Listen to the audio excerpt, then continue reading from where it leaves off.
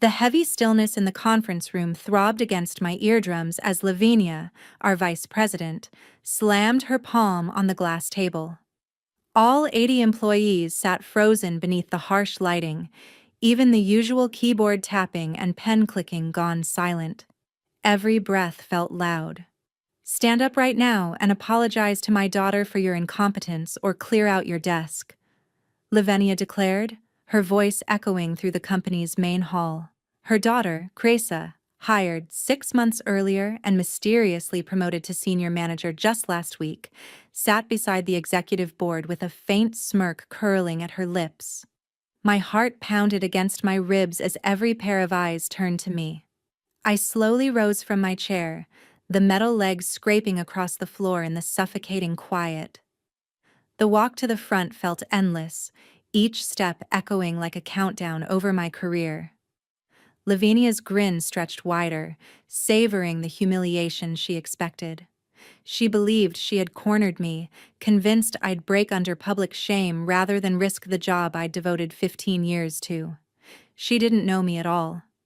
I connected my personal device to the display system, and the projector buzzed to life.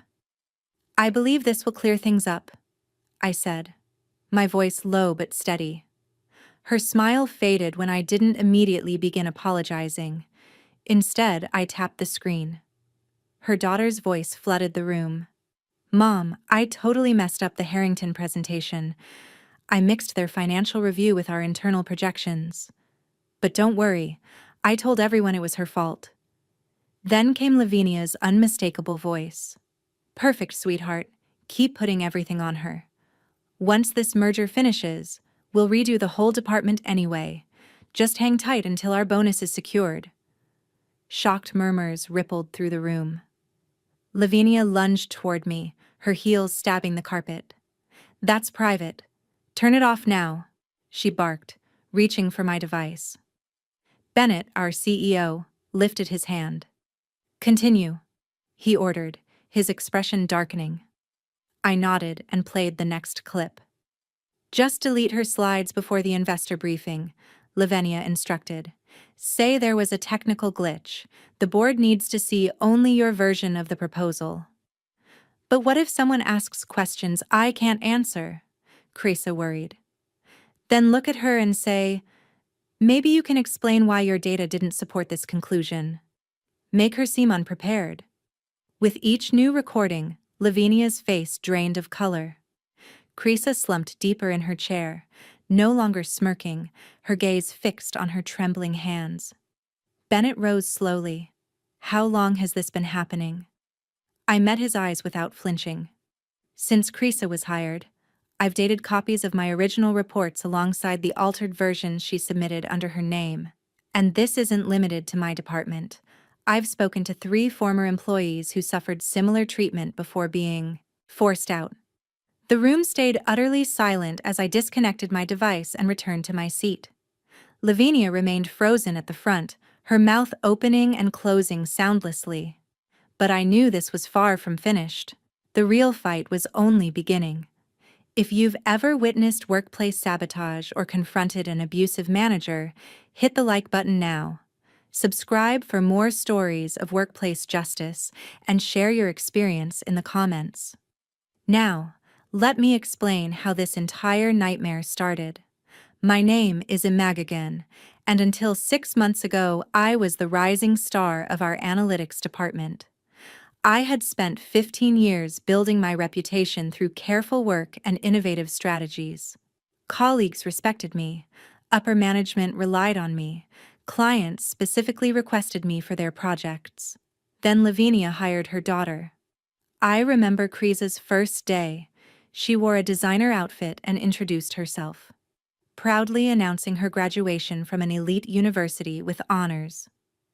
Later, I learned she had barely passed and had been on academic probation twice. "Imagine, you'll be mentoring Cresa," Lavinia declared at a department meeting 3 days after her arrival. "Show her everything you know."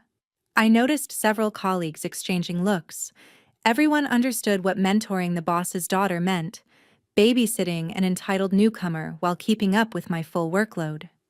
That afternoon, Cresa perched beside my desk, scrolling through her phone as I explained our data analysis processes. "This is so boring," she sighed after 10 minutes. "Can't you just give me the summary?" "Understanding the methodology is important," I explained. "Otherwise?" "Otherwise what? My mom runs this department. I don't need to know every detail." I should have seen the warning signs, yet I still believed in merit and hard work. I still trusted the system to reward competence. What a fool I was. The first project I assigned Cresa was simple: compile customer feedback data for our quarterly review.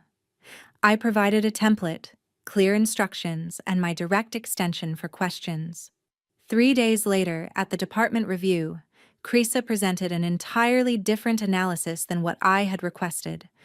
The data was superficial, key metrics were missing, and several conclusions contradicted our previous findings. When Bennett asked about the discrepancies, Cresa turned to me with wide eyes. "Imagigan told me to do it this way. I was just following her instructions." I felt every gaze in the room fix on me. "That's not correct," I said carefully. "These are the instructions I provided." "Are you calling my daughter a liar?" Lavinia cut in, her voice dangerously calm. The meeting dragged on with me trying to salvage the presentation while simultaneously defending my reputation. Afterwards, Lavinia summoned me to her office. "If you can't work effectively with Cresa, perhaps we need to reevaluate your position," she said, meticulously inspecting her nails. "She's new and still learning. You're supposed to be experienced. Any failures reflect more poorly on you than on her." That was only the beginning. Over the next few months, Cresa claimed credit for my successful work while pinning her mistakes on me. Reports I had prepared were mysteriously altered before reaching upper management. Client emails I sent were intercepted and modified. My performance reviews tumbled. Colleagues who had once sought my guidance now avoided me in the hallways. 15 years of building my career were unraveling before my eyes. The breaking point came during preparations for the Harrington merger, the largest deal our company had attempted in a decade. I spent weeks analyzing market trends, preparing financial projections, and crafting a detailed integration strategy. Cresa contributed nothing except complaints about the long hours. The night before our board presentation, I stayed late finalizing my slides. The office was nearly empty when I overheard voices from the break room. "Mom, I'm worried about tomorrow. Imagigan's analysis is really detailed. What if they ask me questions?" I froze outside the door. "Don't worry, darling," Lavinia replied. "I've already spoken to Bennett about your concerns regarding Imagigan's work. I suggested you present an alternative analysis, which I'll help you prepare tonight, and we'll let the board decide which approach is better." But her data is solid. I checked it. Data can be interpreted many ways. We'll just frame hers as unnecessarily alarmist. Trust me, by this time next month you'll be running that department and Imagigan will be gone. I backed away silently, my mind racing. Everything suddenly clicked. The altered reports, the missing emails, the whisper campaign against me. This wasn't incompetence. It was deliberate sabotage.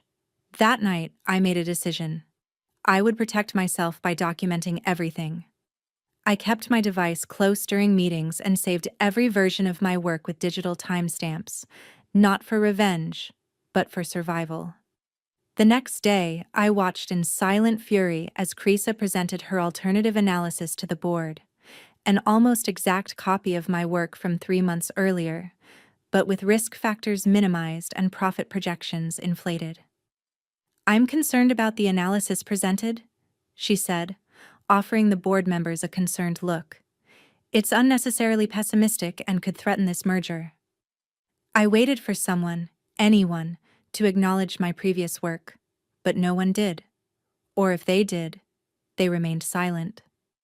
After the meeting, Bennett summoned me to his office. "Imagigan, I'm concerned about your recent work. Cresa's analysis seems far more aligned with our goals." "Sir," The analysis she presented was based on outdated information, not the current market conditions, I explained.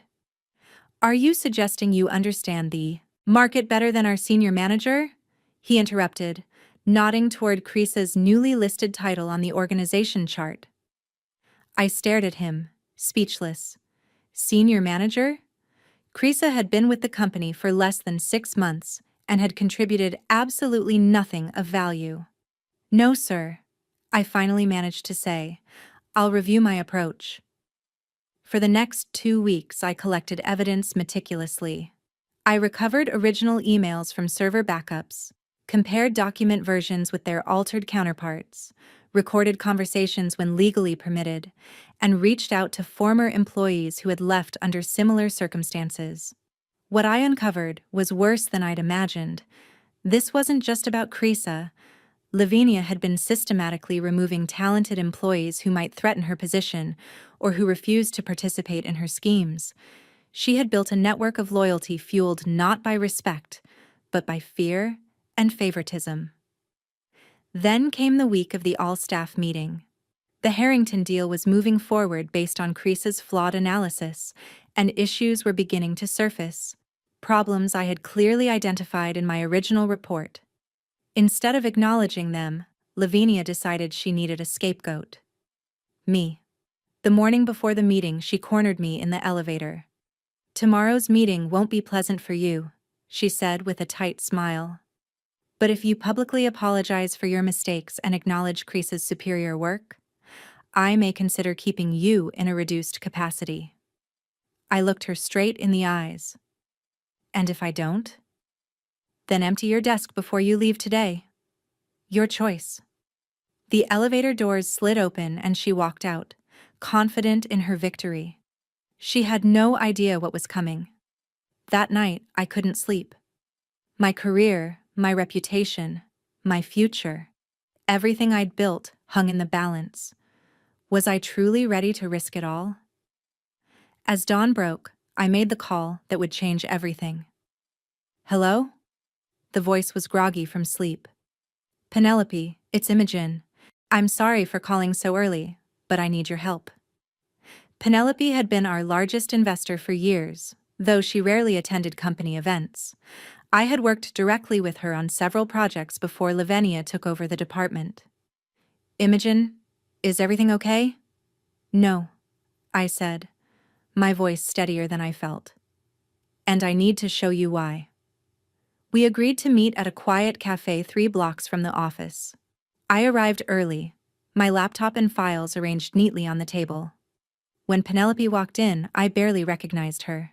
Gone was the casual investor who preferred to stay behind the scenes. This woman moved with sharp purpose, her eyes keen and focused. You have 15 minutes, she said, sliding into the booth. Use them well. I opened my laptop and played the recordings. I showed her the original reports beside the altered versions. I explained the pattern of sabotage and the careers endangered. Penelope listened silently, occasionally jotting down notes. When I finished, she closed her notebook and studied me. Why come to me and not Human Resources or Bennett directly? Because HR reports to Lavinia, and Bennett has dismissed every concern about her for months. You're the only person with enough influence who might actually care about what's happening. She nodded slowly. And what do you want from me, exactly? Attend today's all-staff meeting. Witness what happens, then decide if this company is being led the way you expected when you invested, Penelope said, checking her watch. I'll make some calls. Be ready. I arrived at the office an hour before the meeting, my stomach tight with anxiety. Walking through the lobby, I noticed unfamiliar faces in suits speaking quietly with Bennett in his office. The glass walls prevented me from hearing their conversation, but their serious expressions spoke volumes. My desk phone rang. Imogen, Bennett's voice was clipped. Come to my office now. My legs felt like lead as I crossed the floor. Every eye followed me, whispers rippling through the department. Everyone assumed today would be my last day. Bennett wasn't alone when I entered. 2 board members and a woman I didn't recognize sat with him. Penelope was nowhere in sight. "Close the door," Bennett instructed. I complied, forcing my breathing to remain steady. "These are serious accusations you've made." He tapped a folder on his desk.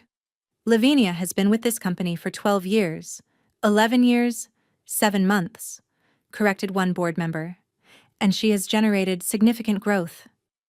"Yes," I agreed. "She has, by taking credit for others' work and removing anyone who threatens her position."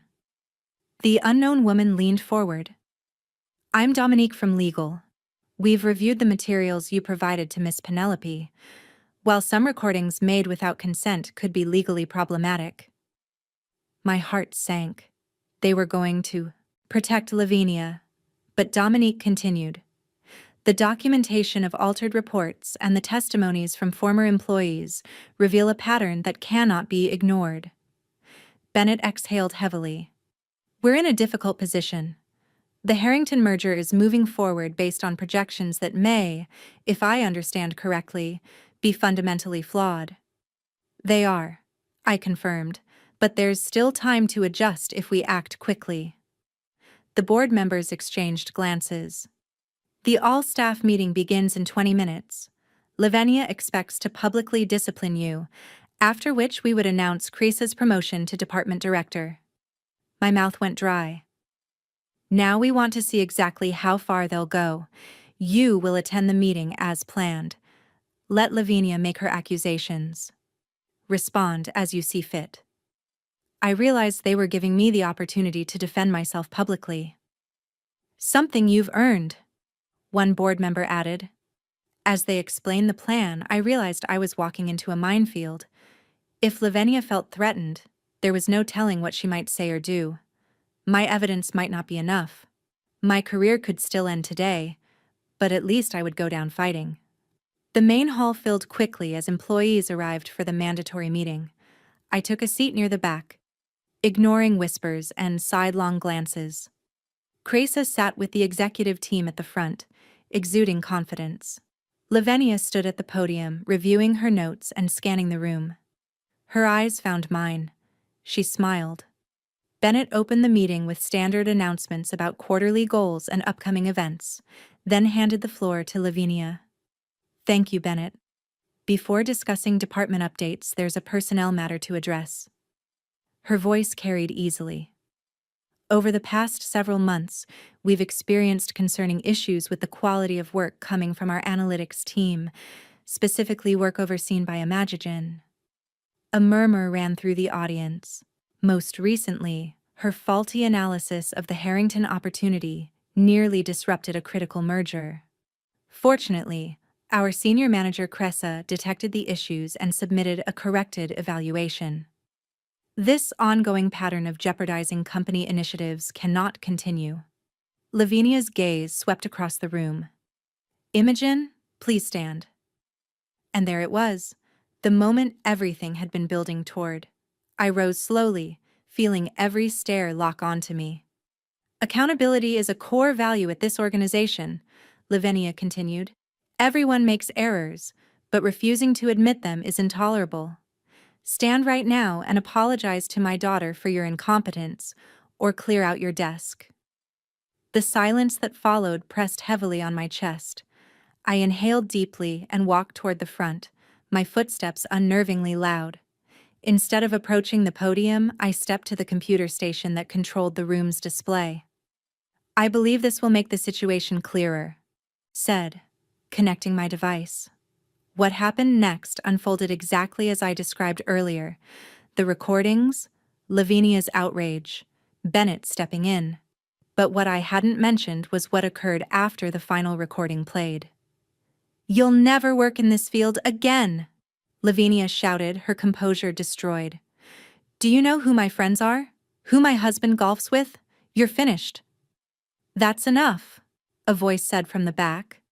Heads turned as Penelope entered, accompanied by two people I recognized from the morning news, representatives from the Regulatory Commission overseeing our industry. "This meeting was meant to be internal," Lavinia sputtered. "I invited them," Bennett replied coldly. after receiving troubling information yesterday. Lavenia's face drained as she recognized the trap she had stepped into. She turned to Cresa, who looked equally terrified. "This is all a misunderstanding," Lavenia insisted, her voice sharpening. "Those recordings are out of context. Imogen has been underperforming for months. Ask anyone in her department." "Actually," came a soft voice from the third row, "that isn't true." Jordan, a junior analyst I hadn't spoken to in weeks, stood. "Imogen trained me when I started. Everything I know about data integrity came from her. But 2 months ago, Lavinia told me to rewrite her market assessment to show different results. When I refused, I was taken off the Harrington team." One by one, others rose. Each shared their experience: pressure to modify data, instructions to keep me out of meetings, orders to fabricate mistakes I never made. Lavinia looked around wildly, her meticulously crafted empire collapsing in real time. "Cresa, tell them. Tell them how Imogen tried to sabotage you." Every gaze shifted to Cresa, who seemed to shrink into her seat. I just did what you told me to, Mom." The regulatory officials stepped forward. "Miss Lavenia, we'd like to speak with you privately regarding these allegations, especially as they relate to the financial projections shown to shareholders." Lavinia seized her daughter's arm. "Say nothing without our attorney present," she whispered sharply. Then, lifting her chin with forced composure, she addressed the room. "This is a witch hunt built on distorted evidence. The truth will surface." As they were guided out of the hall, Bennett stepped up to the podium. "This meeting is adjourned. Department heads, conference room immediately. Everyone else take an early lunch. Further updates will come this afternoon." People drifted out in stunned quiet, some offering brief words of support as they passed. Others avoided my eyes, maybe weighed down by their own participation. I stayed at the front, disconnecting my device with shaking hands. Had I prevailed? Or had I just ruined my career along with Lavinia's? Bennett approached as the room emptied. "That took courage," he said softly. "More than I've shown lately." "My office? 30 minutes." I nodded and collected my things. As I moved toward the exit, I spotted someone waiting. "Penelope," I called. "Walk with me," she replied. We moved through the deserted corridors in silence until we reached a small courtyard at the heart of the building. Penelope sat on a bench and motioned for me to join her. "You understand what comes next, don't you?" she asked. I shook my head. I hadn't thought past today. The Harrington merger must be reevaluated using correct projections. The executive team will be investigated. The board will implement new oversight. And someone must manage that transition. "Bennett seems capable," I offered. Penelope gave me a steady look. "Bennett knew Imogen. Maybe not everything, but enough.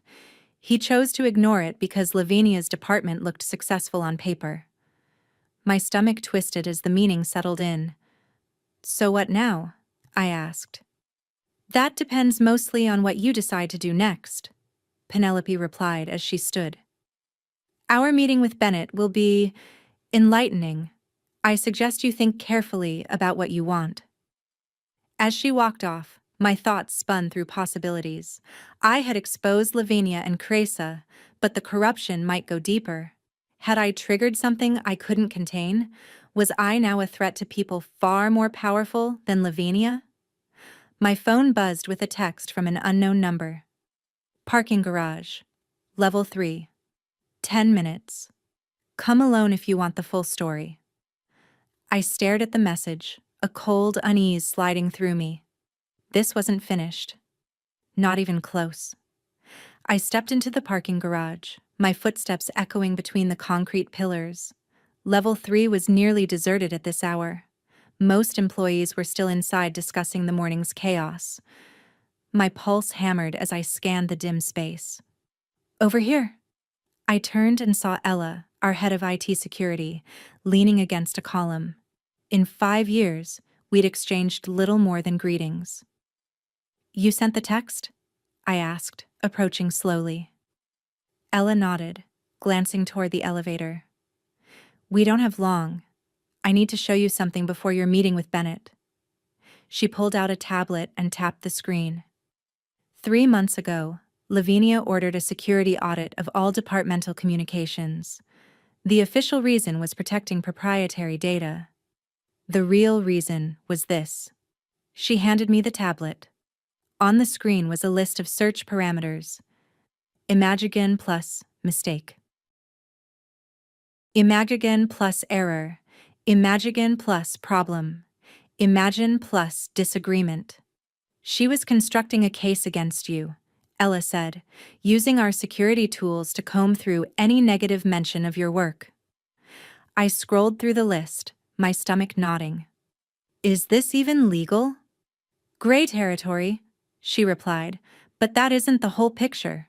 She retrieved the tablet, swiping to another screen. "Lavinia didn't just target you, she's been gathering leverage on anyone she sees as a threat, including Bennett." The display revealed an email exchange between Lavinia and someone outside the company, outlining details about Bennett's turbulent divorce and financial troubles. "Blackmail?" I breathed. Ella gave a grim nod. "I believe so. Bennett's been making questionable choices for months. Now we understand why." "So why show me this? Why now?"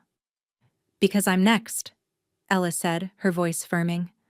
"Last week she demanded access to confidential personnel files. When I refused, she threatened my position." The elevator chimed in the distance. "Go to your meeting," Ella urged, slipping the tablet away. "But understand this, Lavinia has backup plans. She won't fall alone." I headed back, thoughts spinning. This wasn't just about me or even Creasa. Lavinia had spun an intricate web of control across the entire organization.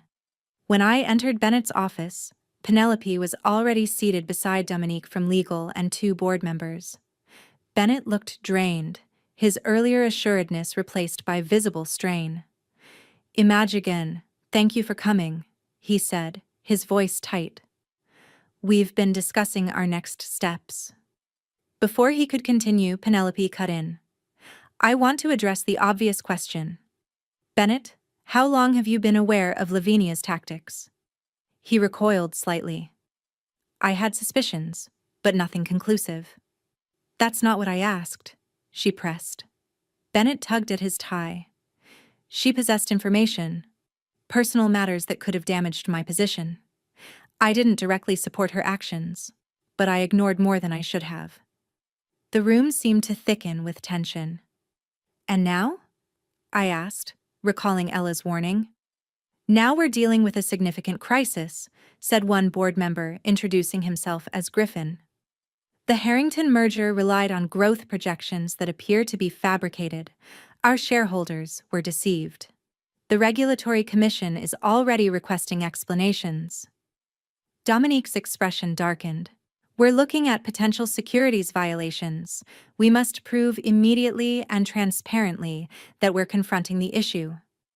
"Which brings us to you, Imagigen," Penelope said. "We want you to take over the analytics department effective immediately and develop an accurate evaluation of the Harrington situation."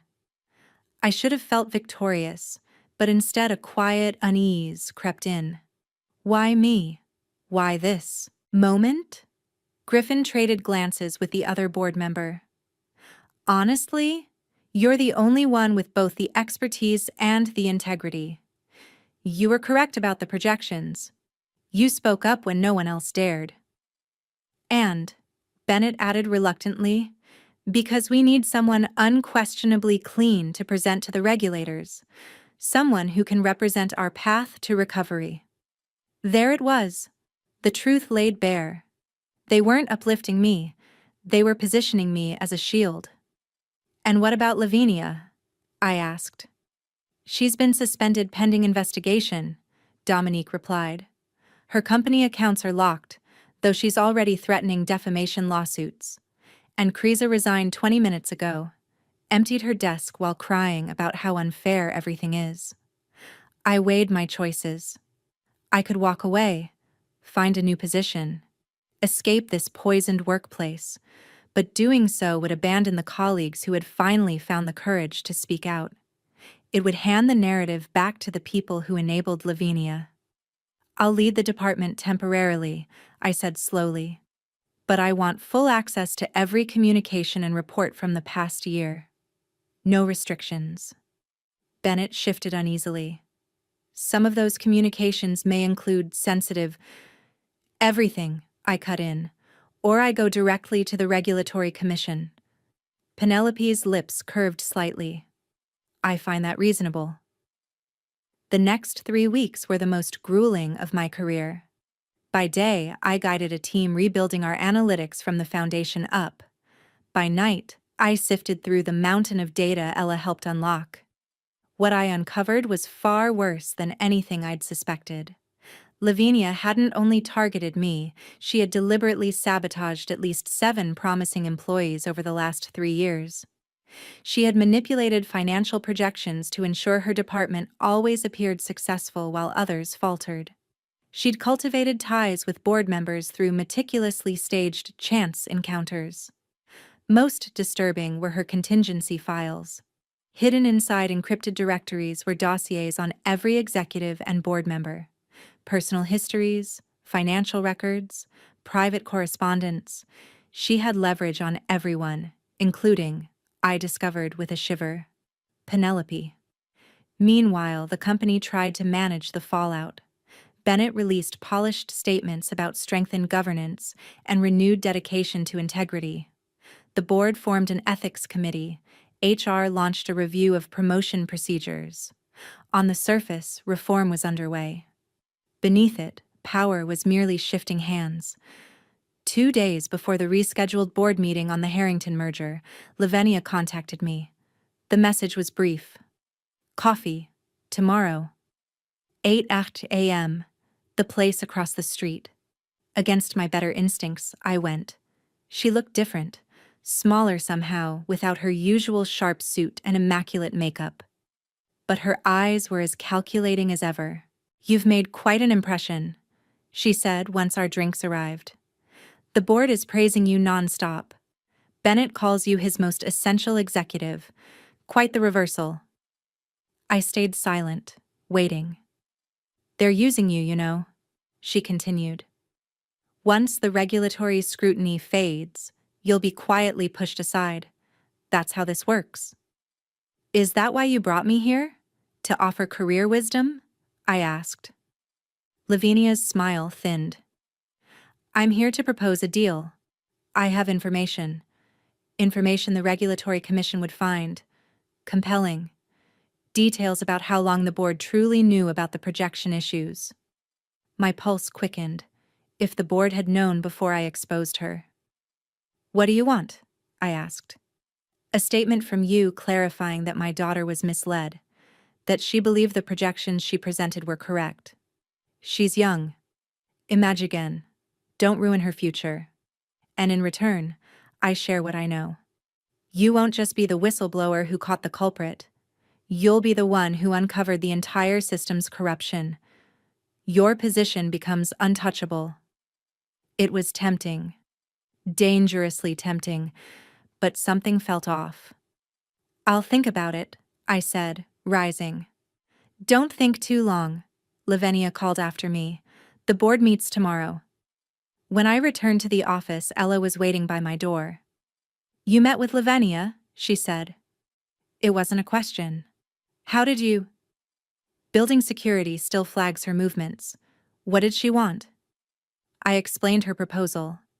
Ella's expression darkened. "It's a trap," she said bluntly. "She's recording everything now, trying to drag someone, anyone, into a conspiracy with her. She's desperate." That night, sleep barely touched me, turning over possibilities in my mind. By morning, I knew exactly what had to be done. The boardroom was charged with tension as executives and board members gathered for the critical meeting. The Harrington representatives joined virtually, their expressions serious on the large screen at the end of the table. Bennett began with pleasantries, then gestured toward me. "Imogen, please present your revised analysis." I stood and connected my device to the display system, just as I had 3 weeks earlier during the all-staff meeting. But this time, instead of recordings, I revealed a detailed timeline of the Harrington projections. "As you can see," I explained, "the original projections from my team were accurate. Market conditions have not shifted. What changed were the numbers presented to this board and to our shareholders." I clicked to the next slide. This manipulation was not the work of one individual or even two. It required coordination across multiple departments and levels of authority. The room went silent. "Imogen," Bennett interrupted, "we agreed to focus on moving forward, not dwelling on past errors." "Yes," I nodded. "The path forward. That's why I've prepared 2 documents for distribution today." I set a stack of folders on the table, sliding one to each person present. The first is my corrected analysis of the Harrington merger, with honest projections and clear risk evaluations.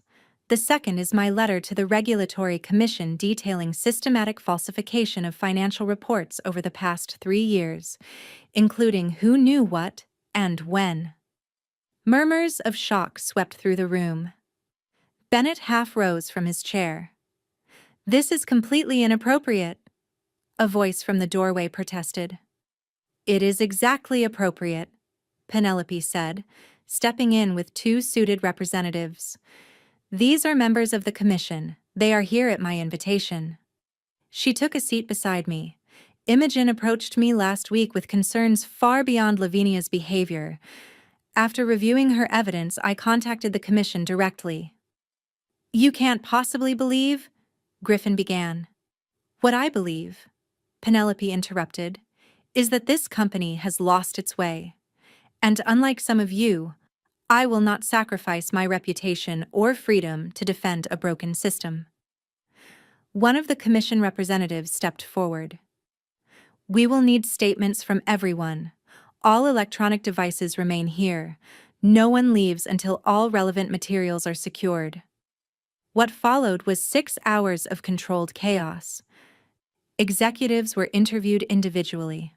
Files were copied. Phones were examined. By evening, 3 board members had resigned, and Bennett was placed on administrative leave. As I gathered my belongings, Penelope approached. "You never told me you were going to the commission," I said softly. "You never told me you were collecting evidence against the board," she countered. "We both did what was necessary." "What happens now?" I asked. "Now the company is rebuilt from the ground up with new leadership committed to genuine integrity, not just appearances." She handed me a card. "The interim CEO wants to meet with you tomorrow. I've suggested your name for a permanent executive position." I stared at the card, aware my methods weren't entirely conventional. Sometimes, the only way to confront a corrupt system is to work outside it. "You didn't just expose Lavinia," Penelope said. "You exposed an entire culture of deception. That's the courage we need." As we walked out together, I spotted Lavinia in the parking lot, being escorted to her car by security. Our eyes met briefly. I expected hate, but saw something akin to respect. My revenge hadn't just reclaimed my position. It dismantled the system that had enabled her rise through secrecy and fear. I would now help build something transparent and fair. 3 months later, I sat in my new office, formerly Bennett's, reviewing applications for our expanded analytics team. The Harrington merger had proceeded on honest terms.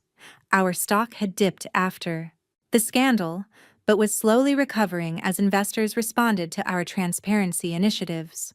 Most importantly, we'd launched a whistleblower program designed with input from those who had suffered under the old regime. No one would ever face what I had endured. My phone buzzed with a text from Ella. "Lunch. Updates on the security overhaul." I smiled, recalling how it all began, not with a grand plan for revenge, but with a simple refusal to be silenced. If this story resonated with you, hit that like button and subscribe for more workplace justice stories. Have you ever witnessed corporate misconduct or stood up to workplace bullying? Share your experience in the comments below. Sometimes, the most powerful action is simply telling the truth, no matter who doesn't want to hear it.